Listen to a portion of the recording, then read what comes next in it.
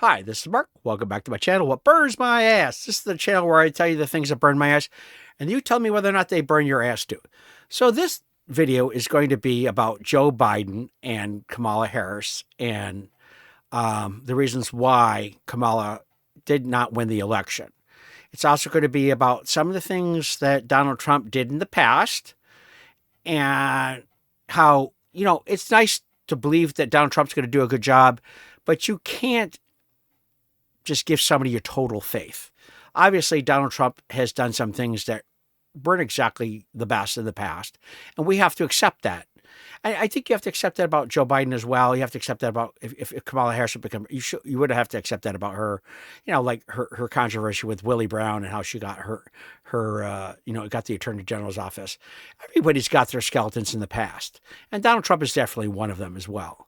And there's a lot of reasons that the people that are anti-Trump or have Trump derangement syndrome, there's a lot of reasons for why they had that. And I'm going to go through some of those reasons. And then if you stick around to the end, I'm going to show you the humane side of Donald Trump and how, if he plays his cards right, he could still come down as one of the best presidents in our country's history. And just by saying that, I'm sure if he heard me say that, his feet wouldn't be touching the ground right now. He'd be floating, just floating over the ground and hovering, because his head would just be full of hot air and he'd be floating away. So anyways, the first segment is going to be how, what started the ball rolling towards her being the front runner for president. And then there's going to be a segment which involves the Oprah interview. There's going to be a segment where with the Brett Baer interview on Fox, and there's going to be a segment with Anderson Cooper. Then I'm going to show you a segment with a Latino couple and why they voted for Donald Trump. And also the middle section is going to be the things that I think Donald Trump should really answer for and try to change during this second term. And then the very end, like I said, is going to be, I'm going to show you his humane side. So let's watch how the Kamala Harris campaign started. And then we're going to move on and show why people didn't have faith in her, because it's pretty easy to see. What concerns do you have about Vice President Harris's ability to beat Donald Trump if she were at the top of the ticket? Look, I wouldn't have picked Vice President Trump to be vice president, but I think she was not qualified to be president. So there you go. Now, the reason I bring this segment up is because during later interviews and through her entire campaign, people asked her how they didn't notice that Joe Biden had declining mental ability as president. And she's like, oh, no, he was there. He was cogent and he was on top of his game, and he was able to make important decisions and, push forward bills. And, yep, there was no problem with him. And we're supposed to all believe that. And the American public didn't buy it. That's why they didn't vote for her. And I think that's very important for people to come to that realization that that's one of the main reasons why Donald Trump won over her. Now, the next segment is going to be her Oprah interview and it's going to be an example of how she couldn't just answer a question straightforward that most other candidates probably would have been able to do. That's right. Hi, Oprah. Hi, Madam Vice President. It's nice to be with you all. Yes. Hi. And so what did you want to say to the Vice President? So, Madam Vice President, we are, like many, many young Americans, just experiencing a very high cost of living. We ended up giving up our apartment, moving in with our parents, who were so gracious to take us in for over a year so that we could save money and ultimately buy a home, because that's what we thought the American dream was, to get married and buy a home and have a baby. And now here we are, and our mortgage is incredibly higher than what we thought it would be. And my sister and our brother-in-law are living with us right now so that they can hopefully one day do the same. And while it's beneficial for us because they help us pay off some of our mortgage, it's also beneficial for them because they can save on cheaper rent. But we really would love to know what your plan is to help lower the cost of living. Yeah, first of all, thank you both for being here. And yours is a story I hear around the country as I travel. And in terms of both rightly having the right to have aspirations and dreams, and ambitions for your family and working hard and finding that the American dream is, for this generation and so many recently, far more elusive than it's been. And we need to deal with that. And there are a number of ways. One is bringing down the cost of everyday necessities, including groceries. So that's why I'm taking on, for example, price gouging, which is when, most companies and corporations are good, but for those bad ones, they take advantage of people, especially during a pandemic or extreme weather, and they end up jacking up prices, and there needs to be accountability and consequence for that. So I'm going to be taking on price gouging. So there you go. We're supposed to believe that the way that she can save your budget is if you happen to be in a hurricane or tornado or flood, she's going to protect us from price gouging companies. That's going to solve their budget issues. No. Then she, of course, she had the idea of giving people $25,000 first-time home buyers. And as I said in my prior videos, I mean, the average cost of a house is $375,000. And when the interest rates that Joe Biden and Kamala Harris administration jacked up to fight inflation, your average mortgage payment is going to be more than $2,000, and most Americans couldn't afford that. So what happened is, even if the $25,000 got them in the door, if the seller didn't jack it up $25,000, because it was free money, they wouldn't have made the mortgage payment. So and probably in a few months, in less than a year, there would have been a lot of houses up on for foreclosure, and she didn't address really what their main concerns are. Because most Americans like me, in the last 4 years, my rent went up over $300 a month, and my insurance went from $197 to $397. So one of my that is more than my car payment, my insurance payment, which I think is absolutely insane. And yet those are the things that these people were hoping she was going to address. Instead, she talked about groceries prices. And, that's only a small, if you add together what that did for my budget, that additional $350, let's say, for rent, and additional $200 more in insurance, and then you add the fact that groceries are out through the roof and the price of gas was through the roof for a considerable, the last several years. Those are the things that are crushing the American consumer. And they had to do a lot of what I had to do a little bit which is actually put some things on credit cards, because I just didn't have my budget didn't have the money for that month. And instead of default or be late or pay late payments, you just have to put it on a credit card. And that's why the national credit card debt is so high right now. Yet that's not what she brought up. And her ideas were great. They were very idealistic, but they weren't things that could be paid for. And if you've watched the interview with 60 Minutes, Bill Wilkinson said that that how is she going to pay for that? And she was going to just tax the rich. And again, that came across as not a viable plan. And so people saw through that, and then that's why they voted in Donald Trump. Now, then the next interview is going to be with Bette Baer, and she's going to say how deranged Trump is and how brilliant Joe Biden is. You call Donald Trump, he's misguided. You say now he's unstable. He is unstable, Brett. He's not well. You say he's mentally not stable. He's not stable. Let me ask you this. You told many interviewers that Joe Biden was on his game, that ran around circles on his staff. When did you first notice that President Biden's mental faculties appeared diminished?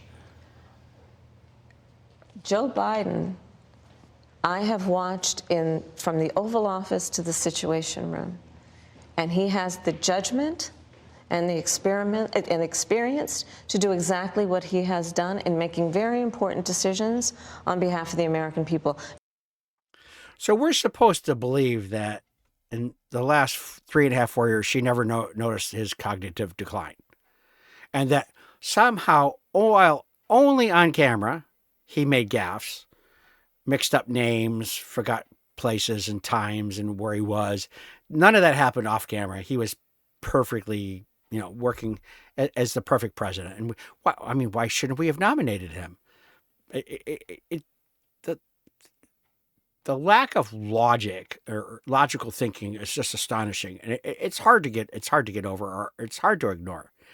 And she expected the American people to do that, and most of us aren't that. A lot of us aren't that stupid. A lot of us are not that stupid. So the next interview is with Anderson Cooper and about their border policies, and he confronts her on why she reversed the Donald Trump executive orders, which kept our border much more secure than it is right now. And the one thing that really makes me mad is she's very lucky that after all these unvetted people came across the border, that during the last 4 years, there wasn't a major terrorist attack. Because had that happened, Biden's presidency and her presidency her vice presidency would have been over instantaneously. So we've been very fortunate, and it doesn't mean that somebody hasn't crossed the border. Across the border in the past, still isn't plotting that, and it may end up. It's not an impossibility that could happen during Donald Trump's administration, which of course he'll take the brunt of the blame for that as well. But anyways, you'll see what I mean. Watch this interview with Anderson Cooper. Your administration took hundreds of executive actions. It didn't stem the flow. Numbers kept going up. Finally, in 2024, just in June, 3 weeks before the first presidential debate with Joe Biden, you institute executive actions that had a dramatic impact, really shut down people crossing over. Why didn't your administration do that in 2022, 2023? First of all, you're exactly right, Anderson. And as of today, we have cut the flow of immigration by over half. In fact, the numbers I saw most recently, illegal immigration But if is it was low. that But hold easy on, with let me that finish. executive action, why not do it in 2022, 2023? Because we were working with Congress and hoping that actually we could have a long-term fix to the problem. So the whole reason she didn't do anything is because they couldn't get the long-term fix. So we just let things just deteriorate and let our country be invaded and force these people, these immigrants, into towns and cities across the country that nobody wanted. And it's turned a lot of American people's lives upside down. And her whole excuse was that, well, we wanted a permanent solution. We didn't get it, so we just let it go. That makes no sense. Now you know why they picked Donald Trump. And so now the next segment is going to be one of the reasons why she lost a lot of Latino voters as well is Latino voters are very often Christian and have a lot of strong moral values. And the Democrats are laissez-faire when it comes to laws and regulations and things like that. And these people that came across the border legally are upset because now these people are able to just walk across the border, take advantages of social services that they don't have access to. I mean, they were finding receipts of immigrants across this country with $12,000 food balances and $25,000 cash balances on their social services cards. And yet, when we had this last hurricane that went through North Carolina and Tennessee, she gave people $750 because a lot of that money was given to illegal immigrants, housing them in five-star hotels in New York, giving them food stamps, giving them Medicaid. All these things. And we were supposed to believe that a family of five, that house was flooded and they lost everything, is supposed to be able to live on $750 worth of food stamps. And these are the things that lost her the election because Donald Trump showed that there's a different way to do those things. And that's what people wanted. It's obvious. And these people that are on the border, you'll see what I'm talking about. Lived on Arizona's southern border and has grown increasingly skeptical. Hi. I'm showing them around. Have a good day, sir.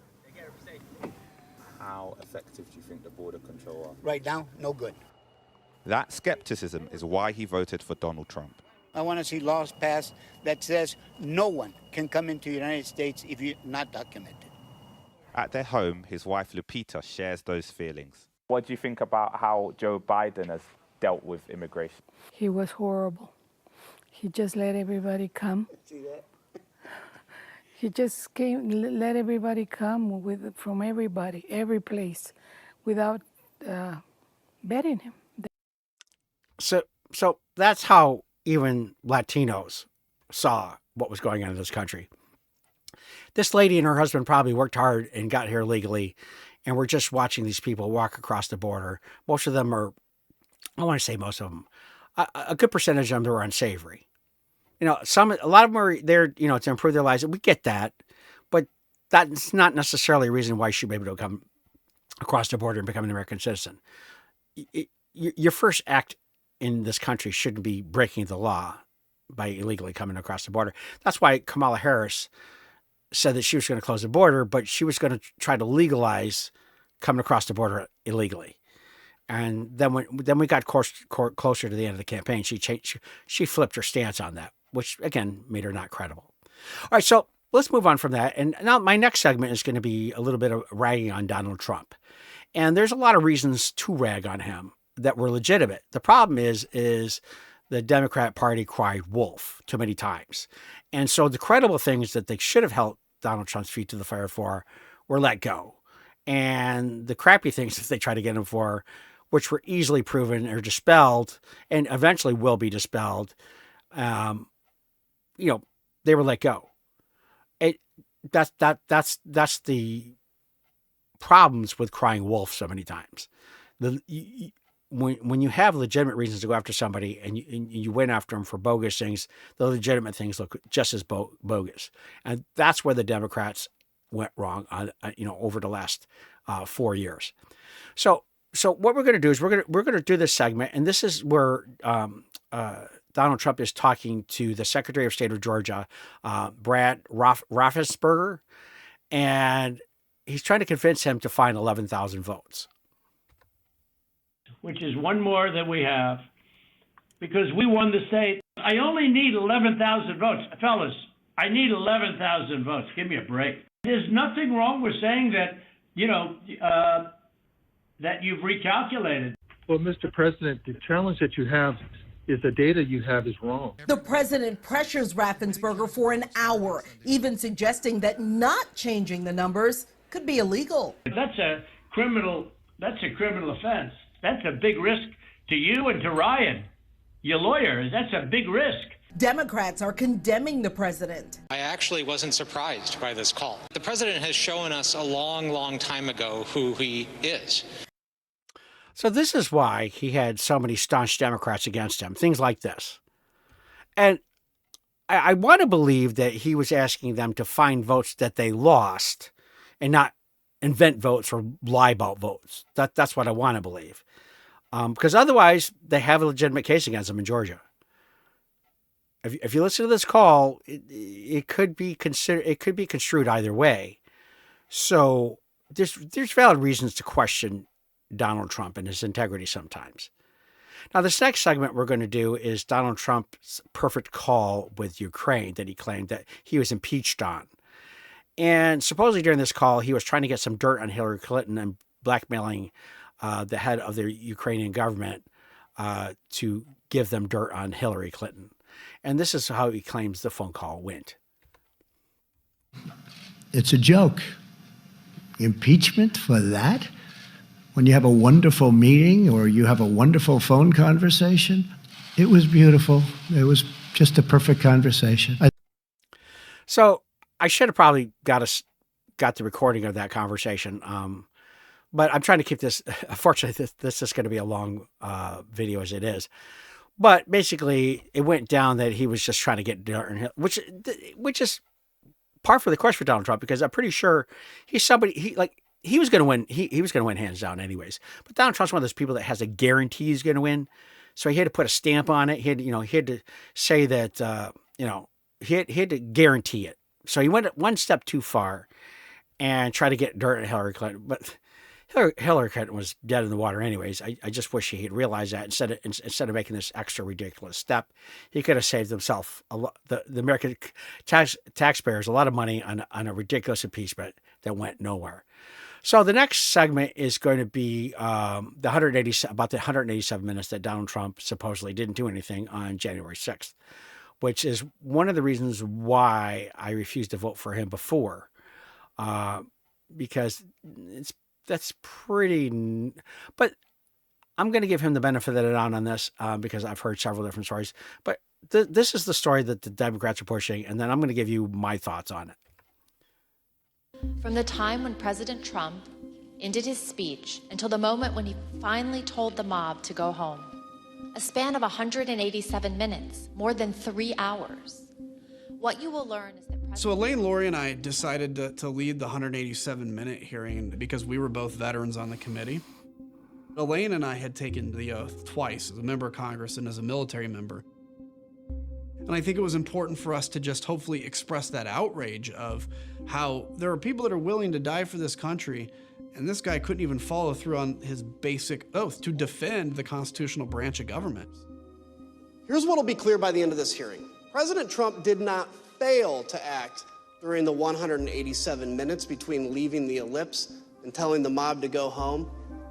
He chose not to act. See, and I understand believing that. Now, I've heard several different stories. I'm going to explain. There's one more quick segment. Then I'm going to explain you to my theory on what I think he actually did during the 107 minutes, because I've heard several people say that this is actually what he did. Trump went to the private dining room off the Oval Office. Witnesses told us that on January 6th, President Trump sat in his usual spot, at the head of the table, facing a television hanging on the wall. We know from the employee that the TV was tuned to Fox News all afternoon. This is real. It's happening on Capitol Hill. We're trying to get some ground truth to exactly what's happening on the ground. To your point broadly, he's in that little private dining room off the Oval Office. The TV is on. He's watching it take place. He knows what's happening. He understands what's happening. So there you go. That's the Democrats' version of what happened. Now, what I heard he was actually doing was he was on the phone for the 187 minutes trying to convince the senators not to certify the electors, so therefore the vote wouldn't go forward. That, to me, sounds more like Donald Trump. That's still not something a president should be doing. Now, here's the thing, though. There is a chance. Like, he said that he was trying to demand that the Secret Service take him to the Capitol. Now, that could have been him trying to stop the uprising. And if it's not, it would have been a really good lie. Donald Trump used that lie. It's not true. Because it's a really good lie. I mean, he very well could have tried to go to the Capitol to stop what was going on there. And that's forgivable. But if he did spend the whole 187 minutes just trying to not get the electors certified, that's still not much better than just watching TV and doing nothing. So, see, that's a valid reason that the Democrats really don't trust Donald Trump, and it's a good reason to question him. Now, I'm going to give him the benefit of the doubt in the hopes that he's going to turn that around and do the right things. And the way I'm going to show you that is this next segment is going to show you kind of the more humane side of the Trump family and Donald Trump. 1974 was the year my dad suffered a massive heart attack. We attended the same school as Donald. His father knocked on my door and told my mom he was now paying for our 3 children's tuition because he didn't want us to go back into the public school system. Donald, if you're listening, it was my mother's last dying wish to shake your hand and thank you. And your family is a wonderful family. You get nothing but grief. I love you.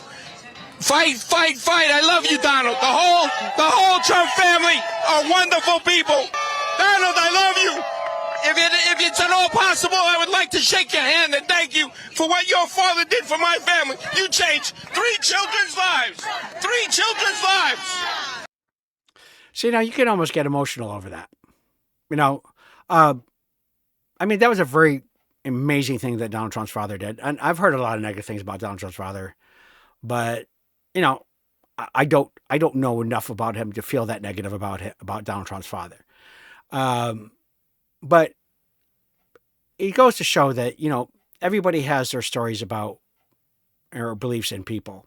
Now, I think this guy is maybe so diehard because of what happened to him personally with the Trump family.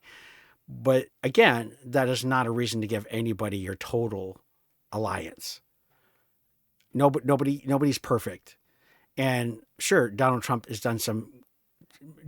father did some good things in the past. Donald Trump has done some good things in the past, but it doesn't mean that they can't do bad things after they've done good things. So blind faith to me is not a good way to live in any candidate or for a politician or for an actor.